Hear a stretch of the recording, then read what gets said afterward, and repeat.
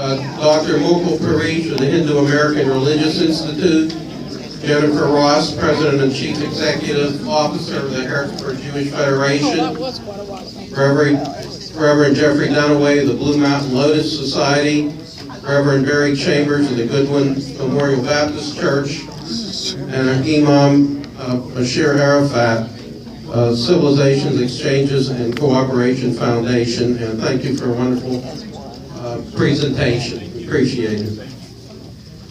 27 years and I've given lectures to colleges around the area. I'm an anesthesiologist by profession. I promise that I will not do a good professional job today because if I do, you'll all fall asleep. So I won't do that. Thanks, Beth, for hosting and Integrate Council for organizing this very special event. My formal condolences to the families that have lost a loved one 15 years ago and since then, and prayers for those who have survived and are still recovering from the physical and emotional trauma. I'm representing the Hindu faith, one of the oldest religions in the world.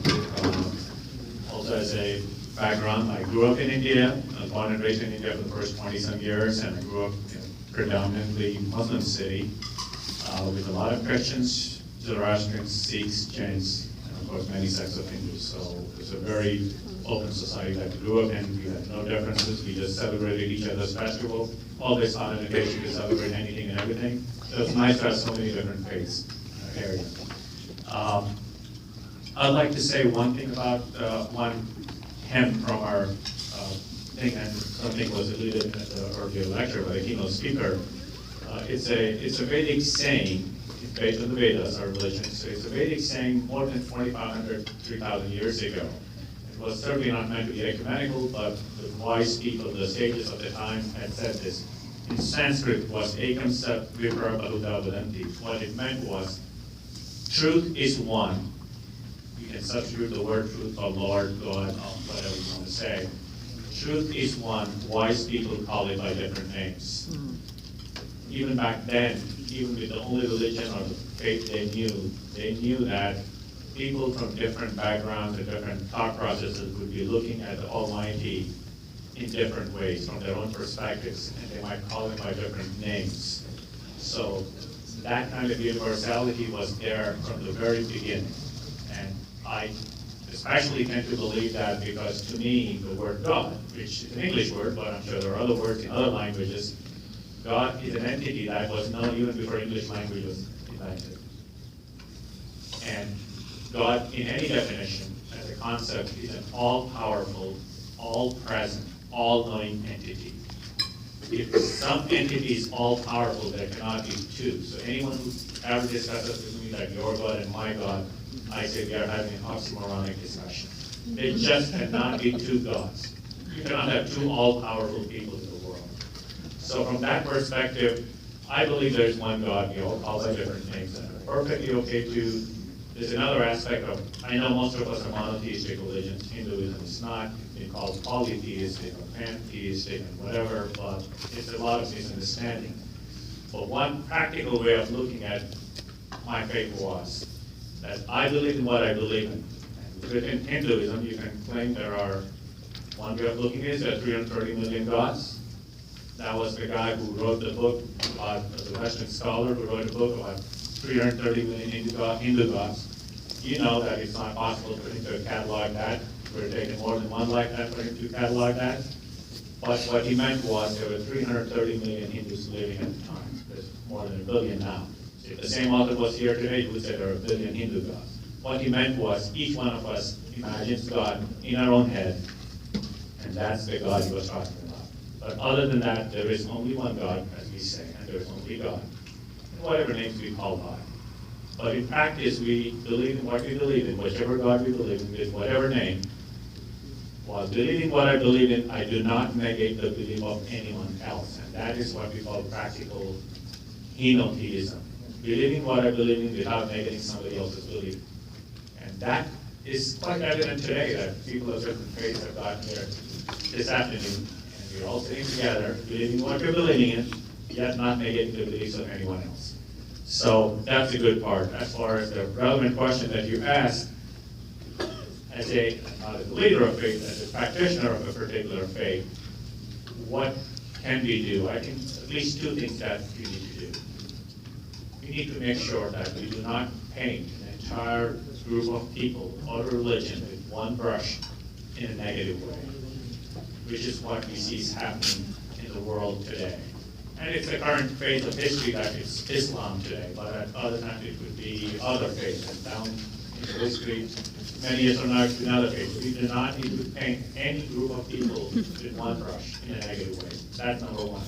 And number two, all the faiths need to get together to promote and encourage and support the educated, moderate, tolerant religious leaders like the imam that we have today, because if anyone is going to have consequences, it's leaders like him that get in trouble from the extremists, the 1% or less that he talked about. He could be at the risk. And as we all know, more Muslims have died from this so-called terrorism than non-Muslims. So we need to do everything in our capacity to support people like him and encourage him to see if we can spread the true message. There is no way I can give the message of Islam to the majority of Muslims. He can. He has the background, he has the knowledge, he has all the wherewithal to do that. Thank you.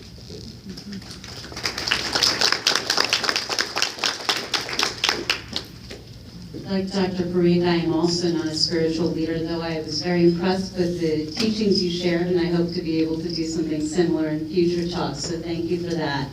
I'm Jennifer Ross, and I'm the president and CEO of the Jewish Federation of Greater Harrisburg. And what I've seen as a success in the Jewish community, working with all of our colleagues in different faiths, is coming together through programming, learning, and fellowship. And I wanted to just briefly talk about some really successful things that I think we've done in our community together with many of you. Rabbi Citron frequently talks at other churches in the community, and recently he gave a sermon at St. Paul's Missionary Baptist Church in Pine Street Presbyterian, and likewise their religious leaders came and spoke to our congregation, so it was a two-way learning, which was really wonderful, and our congregants both went to each church. Our congregations have an open invitation for you to attend a Shabbat service. And I know I'm a member of Bethel, and when Rabbi Citron knows that there are people coming from an outside congregation, he makes them very welcome at the end of services by talking to them and answering any questions that they have. And I think that's something that is very helpful. We've done a joint bus trip the last several years with the Jewish community and the Harrisburg School District's high schools to go to the Holocaust Museum together to talk about and learn together. And most recently, we also stopped at the Martin Luther King Memorial on that trip. We've done 5 Freedom Seders that have been sponsored by our Rabbinic Council to build connections to understand the struggles of both the Jewish people when they were slaves in Egypt and the modern day struggles and challenges that many in our community are experiencing. Prior and upcoming community programs sponsored by Chesed Emuna congregation featured Neshama Carlsbach, who's a very popular Jewish singer who works together with gospel choirs to sing songs together in fellowship. And they're actually coming back to Harrisburg on November 20th, and that's something that I think you will all love and enjoy if you come to that program. Rabbi Citron has also been involved with interfaith missions to Israel, and most recently he had Reverend Russell Sullivan of Pine Street Presbyterian join him on that trip. There was also a program at Bethel Temple which invited our friends from the Ahmadiyya Muslim community to come and talk about their faith, answer questions, and have a conversation with our congregants, and that was really a lovely event, and I'd like to see more of that in our community. There's a Women's Interfaith Symposium, which is not technically sponsored by the Jewish community, but it was started by Marilyn Kennison of blessed memory and is hosted at the Jewish Federation. And each month, different faith groups are invited to speak and educate the members of this women's group about things in our community. And of course, we heard today from the mayor's Interfaith Council, which is a wonderful service that we have in our community, and I know Rabbi Nurov of Chesed Emuna is part of that. And I think these are just examples of ways that we can be involved together, and we really welcome future opportunities. Thank you.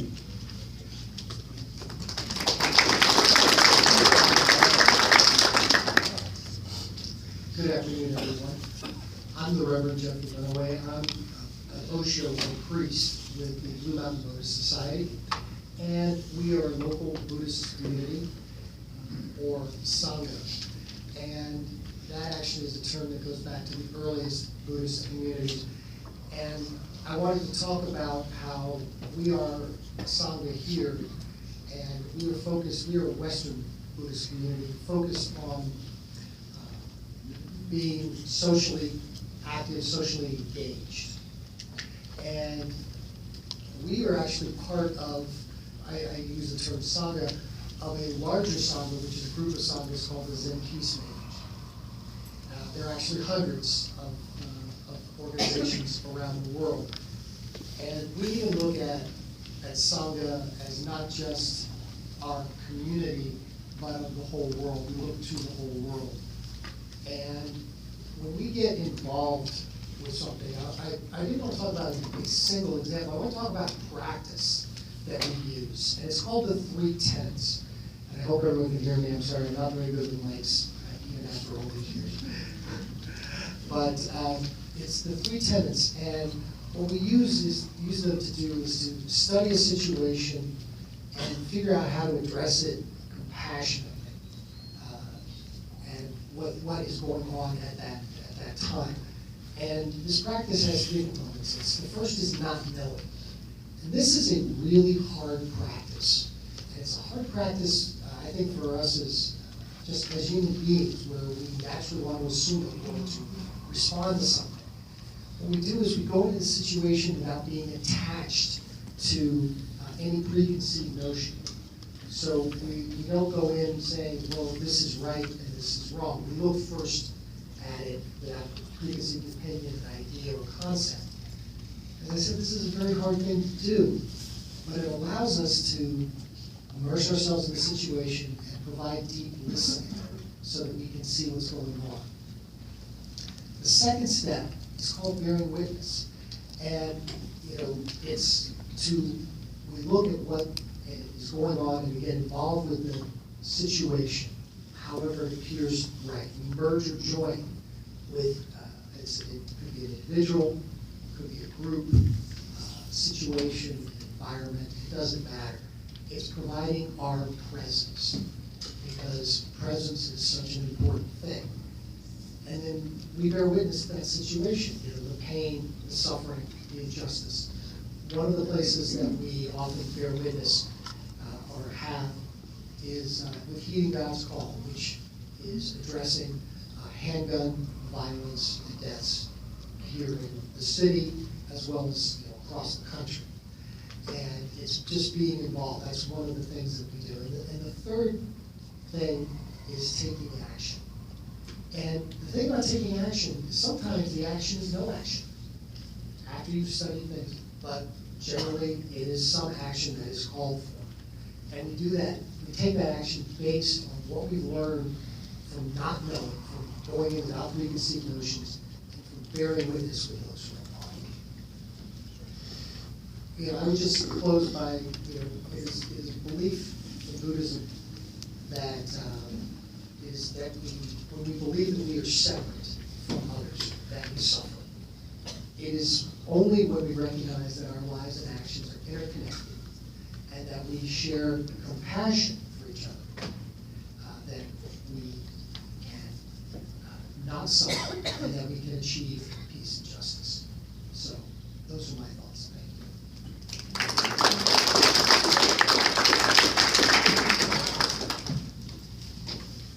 you. My name is Reverend Barry Chambers. I represent the Christian faith, and within the Christian faith there are many denominations. My denomination is Baptist, and even within the Baptist church there are many different approaches to things. The Baptist churches are autonomous, where they are self-governed, and they are individual in how things are specifically handled. Looking around this room of community, I see a cross-reference of everyone. And on this day of looking back, I'd like to take a moment and look forward. the question of what can we do, it really comes down to being open to understanding those within other faiths who are working to promote unity. And how do we go about doing that? Well, it starts one person at a time. We have the realization that different people think differently. And when we come to that realization, then we have to determine if we have a willingness to do something. So if we have a willingness to do something, then we need to have a willingness to work together, despite those differences that we realize are there. And then the next step is exposure. It's kind of difficult to come together and do something if we never expose ourselves outside of our own community, outside of our own sphere of influence, outside of our own safety zone. But if we are willing to expose ourselves to different people in different settings, different people of different faiths, then we can begin to make contacts that we have not made before. And when we make contacts with these new people, the interaction that we initiate through these contacts will lead to the development of relationships.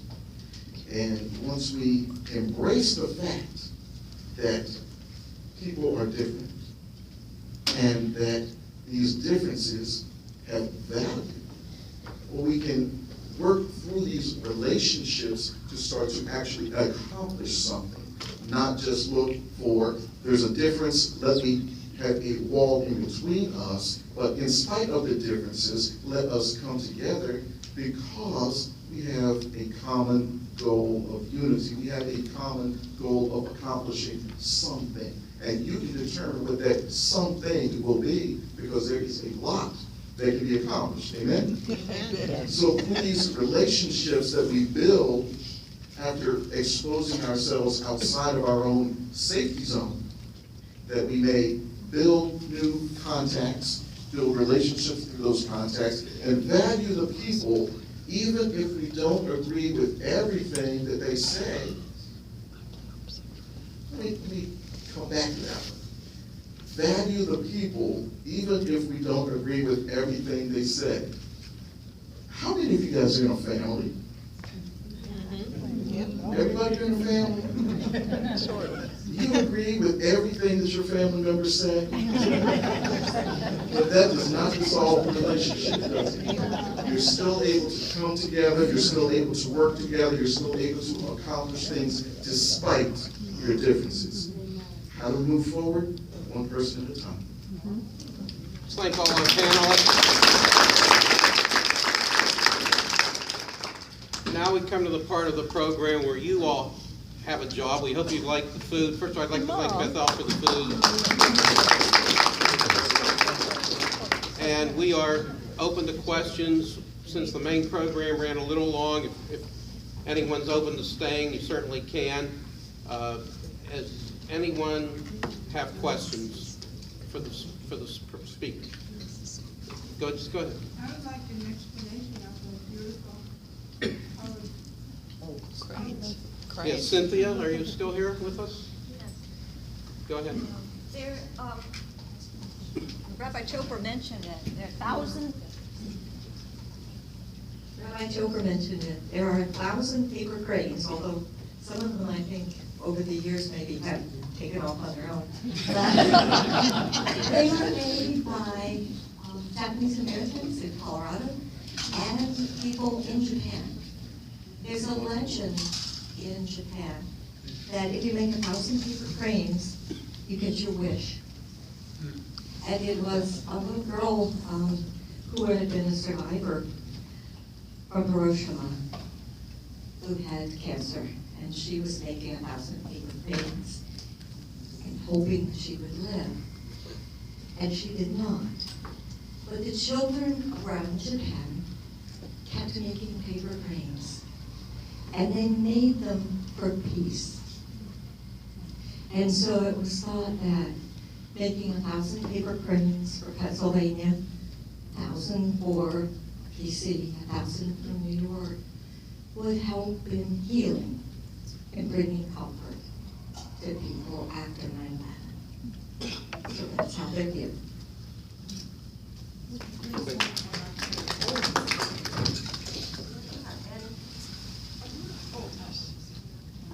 And some of them are signed by the people who made them. So you'll see in different languages. And so if you want to pass them around.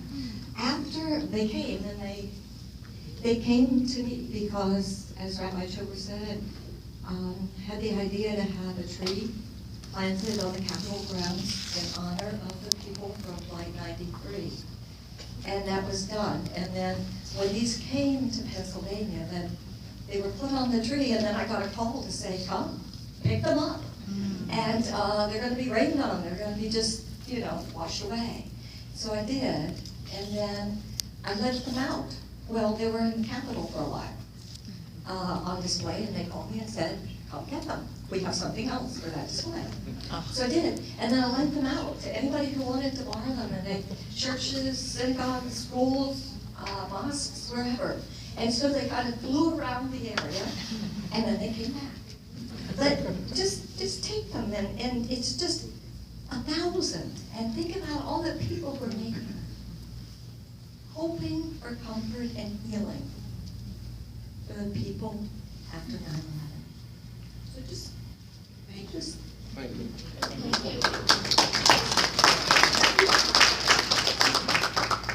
Are there any questions for the panelists? Yes. I have, I'm not a public speaker, so it's going to be hard to compile this, but it's something I was thinking of after we listened to a wonderful man from Damascus. My question is this: I've studied the Bible. I've studied some of the Quran, not all of it, and I'm involved now in the Buddhist religion. And personally, what I found about those religions, and I need to be corrected if I'm wrong by the panel, I found that in each one of the religions, Catholicism included, that there are words that are used about the other. They're the stranger, it's the Gentile, it's the infidel, it's the barbarian. There's some kind of demeaning word used to the other.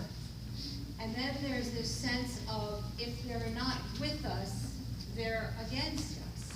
Now that's my opinion that I've gathered as I've been doing my studies, religious studies. And I need someone to help me out of there, because I'm thinking of the others, Judaism and the Holocaust, the Crusades, the march out of Egypt, religions seem to want to hold their own together exclusively. You can come in. You can come in. You're welcome to come in. But we're not going to come to you. There's not, and I know what the panel's trying to do, and God knows we need a bridge. So, can anybody say what these words, infidel, barbarians, strangers, Gentiles, the unclean, in all the religions, doesn't that put us on the offense and defense of joining? Anyone?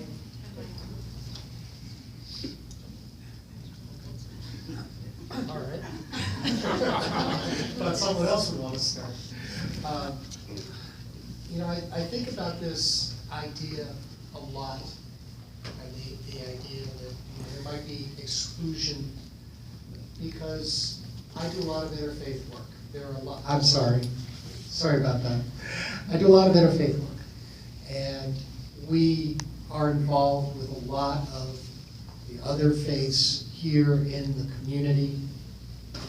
And I think that, as you said, what we're trying to do and what we're trying to talk about up here on the panel is how we can accept each other And acceptance, and I actually have this down in my notes, it was something I was thinking about it. It's the idea of that something is adequate or suitable for the group and that we accept each other versus tolerance, which can be, oh, I will tolerate you, but then, you know, you're not necessarily part of the group. I think each of the faiths, and I would like everyone to correct me, please, we do have our unique tenets. However, you know, we want to be welcoming to others, to the stranger. So I think that by working on an interfaith basis and by accepting each other and letting each other in and recognizing that we are a group, but we are going to have differences, the family, the Reverend James. That's the idea. You're not always going to agree with everything that your family says, but you are going to still be in the family. In relation to what you're asking with the word Gentiles when it comes up in the Christian community, and I never considered that to be a demeaning word, but rather an identifying word, where it's talking about the Jews and the Gentiles, those that are following the Jewish tradition versus those that are not of the Jewish tradition, but even in Christian faith, the love of God is extended to the Gentile. Everything is extended to the Gentile just as everything is extended to the Jew. It's not a exclusivity there, but it is an inclusivity with an identification of the difference of the Jewish tradition.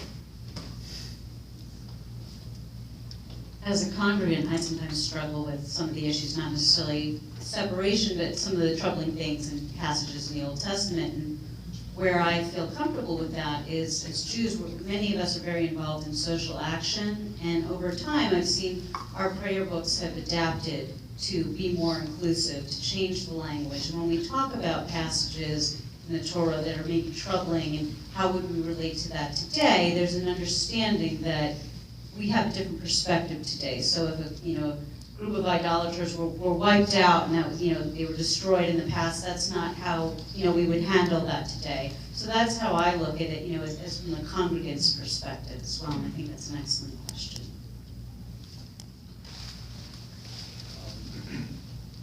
I don't know any such word in so-called Hindu religion, but I'm sure there will be some, I'm sure. And I also go out and live sitting in the midst of all the religious people. Religion can be and is a double-edged sword.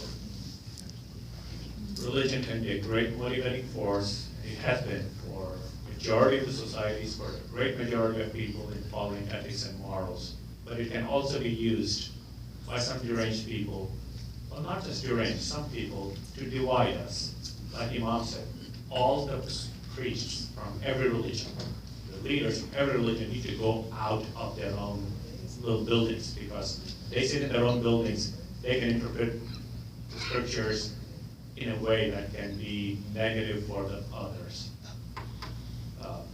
Fortunately for Hindus, which is actually not even a religion by any definition, it's been labeled as a religion. Islam only came 300 years ago. It was just a group of people practicing. It's a name given to those people who are practicing the faith. They didn't call themselves Hindus. Outsiders came, and because they lived along the banks of River Sindhu, because that's where most civilizations occurred, along the banks of the river, S was silent in the language of these foreigners, so they called them Hindus. And the second S dropped at some point, it became Hindus. And Islam only came 300 years ago. So, and whatever the books that were there, it's not founded by a person or a group of people. It's not founded at a certain point in time of history. It's not founded at a particular place. So by all that definition, doesn't even fall into the category of a religion. But it's labeled a religion, so I call myself a Hindu, and so do you. But the so-called books of knowledge, the Vedas, it was meant for mankind, not for Hindus. Never in any of the scriptures it says, this is meant for you people, us people. It is for people, period. And I'm sure most religions, the scriptures, generally are meant for everyone to benefit from it. It's just that some very few religious leaders and some politicians would like to divide us on the basis of religion, and that create all the fear. Thank you very much. I just would like to say from the Islamic perspective, the Quran, which is everything for the Muslims, because it's still in Arabic language, it's exactly the way it was revealed from God to Archangel Gabriel to Prophet Muhammad. The Quran focused so much on the next life, not on this, on the hereafter. That's why you will see a description about the hereafter that you will not find in any other revealed text. From the moment you close your eyes. I mean, when I asked some of the rabbis in Baltimore about the description of the hereafter, it's not that clear. Exactly the same way in Islam. Because Islam focuses on God and eternity with God.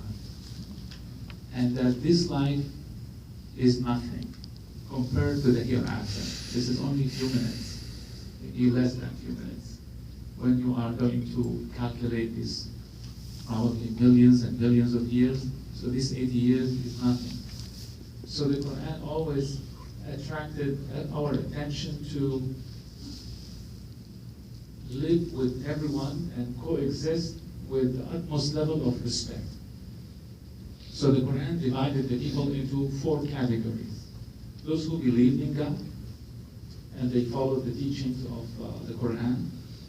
And then those who did not, and they are Christians and Jews, the Quran considered that they are part of the house of Abraham, and asked Prophet Muhammad to always consider who they are, and they are the followers of Moses and Jesus. And then, so those people called in the Quran the people of the book. And also they have the rights and their respect. The third kind of people are the non-believers, those who do not believe, and they still follow the idols. I mean, they worship idols, and they did not follow either the Jews or the Christians or the Muslims, and they are on their own. Those are the non-believers in God. Also, the Quran said, La ikraha fi-din, there is no compulsion in religion. As long as they are not hurting you, you should also respect and honor their presence within the society, even if they do not believe in God. But still, they are citizens in today's terminology. And the last category are the hypocrites. The hypocrites, those who showed interest in Islam, and they said that we are Muslim, those who lived in the city of Medina, the city where the Prophet was living. But really they were not believers. They were trying to undermine the religion from within, and they were trying to undermine the new society from within. You can call it the fifth column or whatever. And the Quran also asked the Prophet to watch them and to be careful from their damage and to be always on guard. But you cannot hurt them or kill them or do anything. But the Quran said clearly that they are always intending to do harm. So be careful. Always be careful. And that's where today, here, according to the law, even if somebody is intending to do harm to you, you cannot do anything to them until they do the harm. So the Quran clarified that those are hypocrites. And for the safety of those hypocrites, the Prophet was prohibited by God from disclosing their names. So they were living within the society, and nobody knows them, except God, who told the Prophet who they are. And when the Prophet knew that he's about to die, he entrusted one person with their names. Because Islamically, those who showed hypocrisy, they showed in the public that they believe in God, and they showed in the public that they are praying like you and they are fasting like you, but in reality they are not. The Quran said, those people, O Prophet, don't pray on their funeral. Do not pray on their funeral because they are not Muslims. They are pretending to be, and they are hypocrites.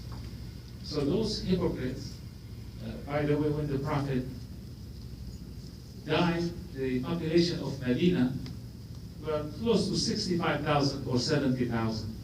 Today, the Muslim community around the world, 1.5 billion Muslims. So imagine how much hypocrites we have. So today, this is a problem.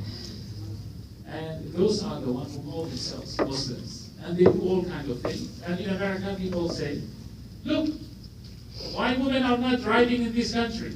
Why people are doing this in this country and that?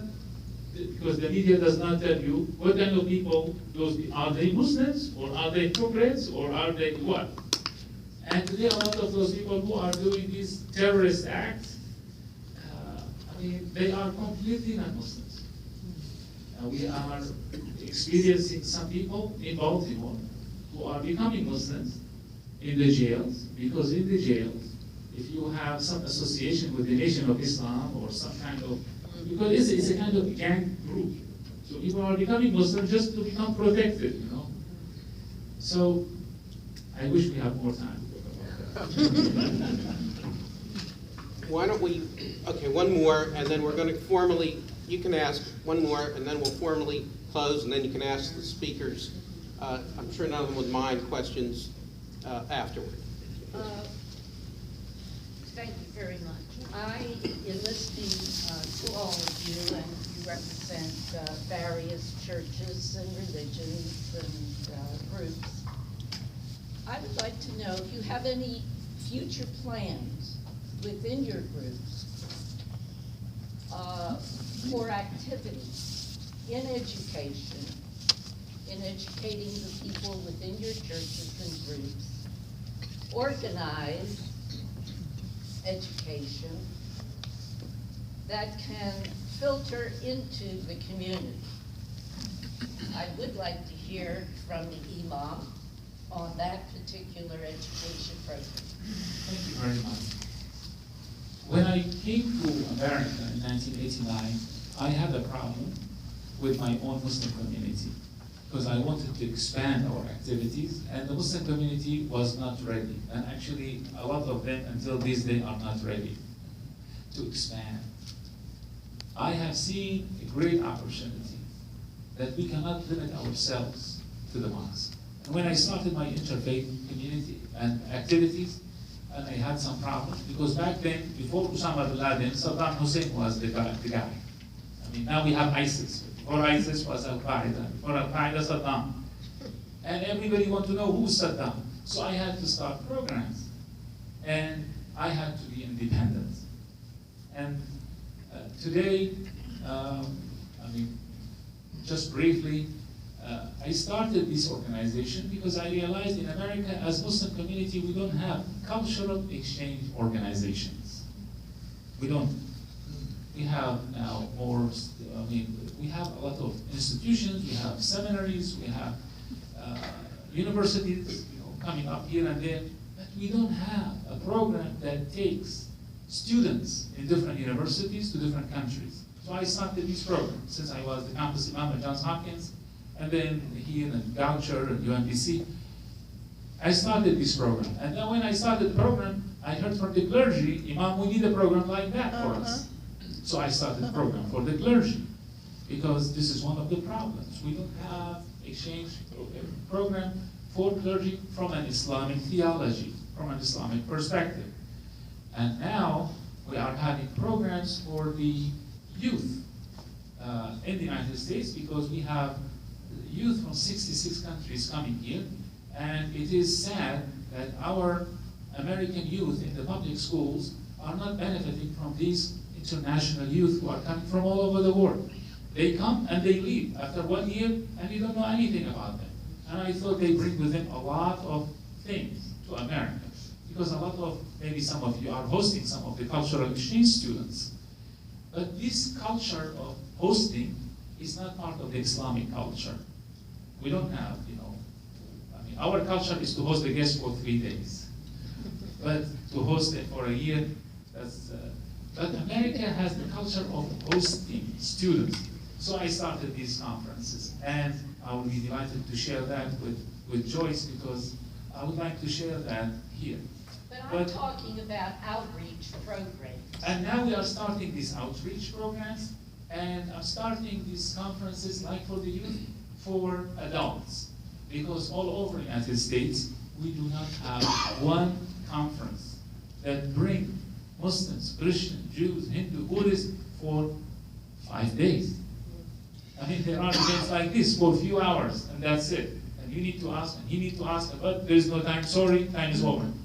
But there is no a real program where people can stay in the same hotel, eat together, have an outing together, and do some programs for a couple of days. And that's where I'm starting this program, and I would love to share that also with Joyce. In addition to the trips right now, I'm starting this program called American-European Dialogue, because for me today, I have to start these programs for the immigrants in Europe. A lot of Syrians are arriving to Germany, to Austria, to all over Europe, and I think the Muslim community in America has a lot of things to share with the immigrants in Europe and with the community who are not Muslims in Europe, because they are having a lot of problems. These kind of gatherings are not common in Europe. And I think we as Muslims in America, as the interfaith community in America, we have to share that with Europe. Thank you.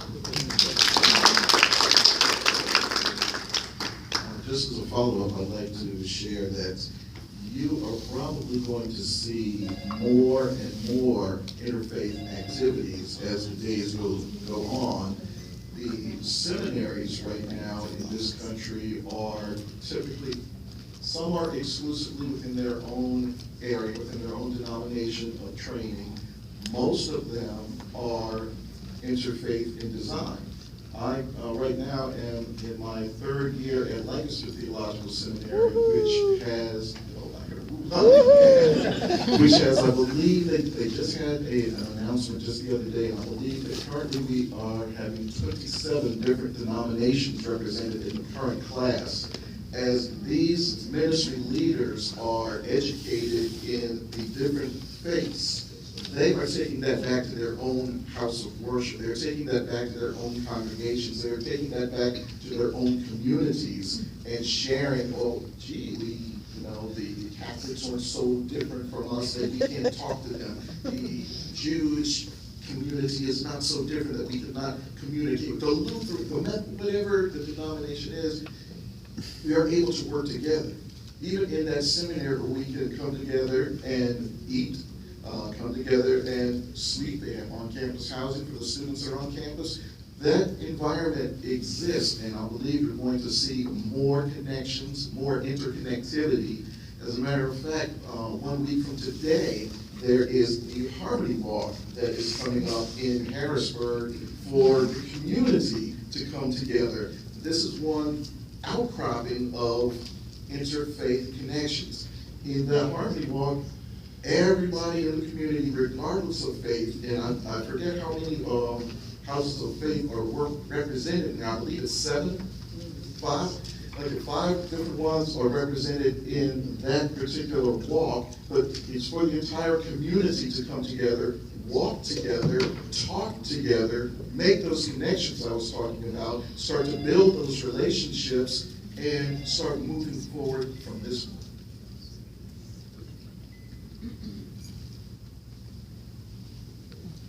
Thank you for your patience for us running a little later than we planned to. We're going to formally close now.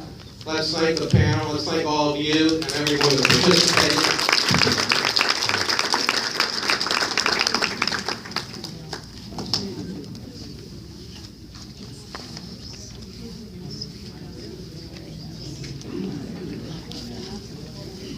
Reverend Lori of the Religion and Society Center Interfaith Alliance will be glad to take your email addresses and names before you leave, and that will lead you into more information in the following. Thank you, Reverend Lori. Thank you for coming. We appreciate it.